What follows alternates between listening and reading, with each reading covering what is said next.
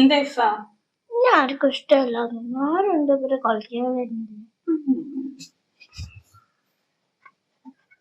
ചില ദിവസങ്ങളിലെ സ്കൂൾ വിട്ടിട്ട് കുട്ടികൾ ഭയങ്കര സങ്കടത്തോടെ വീട്ടിലേക്ക് കയറി വരാറുണ്ട്. അപ്പൊ നമ്മളവിടെ ഒരു എന്ത് പറ്റിയെന്ന് ചോദിക്കുന്ന സമയത്ത് അവർ പറയും അവരാർക്കും ഇഷ്ടമില്ല, അവരാരും കളിക്കാൻ കൂട്ടുന്നില്ല. അപ്പൊ പാരന്റ്സിന്റെ ഒരു ഏർജ് കാരണം പാരന്റ്സ് പലപ്പോഴും പറയും നിന്റെ സ്വഭാവം കൊണ്ടായിരിക്കുന്നു.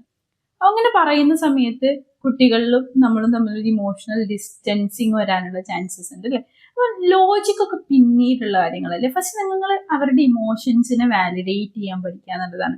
അങ്ങനെ അവർ പറയുന്ന സമയത്ത് സോറി, എനിക്ക് അങ്ങനെ ഫീൽ ചെയ്തതിൽ എനിക്ക് സങ്കടമുണ്ട്, എന്നാലും നിനക്ക് എന്താണ് അങ്ങനെ തോന്നാനുള്ള കാരണം എന്ന് നമ്മൾ ചോദിക്കുന്ന സമയത്ത് കുട്ടികളുടെ ഇമോഷൻസിനെ നമ്മൾ വാലിഡേറ്റ് ചെയ്തു.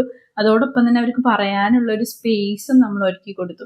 ഇത് കുട്ടികളും പാരന്റ്സും തമ്മിലുള്ള ഒരു ഇമോഷണൽ ബോണ്ടിങ് കൂട്ടുകയും കുട്ടികൾക്ക് നമ്മളോട് എപ്പോഴും സേഫ് ആണ്, കാര്യങ്ങൾ തുറന്നു പറയാനുള്ളൊരു ഫീല് വരികയും ചെയ്യും. അപ്പൊ അത്തരത്തിലുള്ള കാര്യങ്ങൾ നമുക്ക് നമ്മുടെ ഡെയിലി ലൈഫിൽ ഒന്ന് പ്രാക്ടീസ് ചെയ്ത് നോക്കിയാലോ.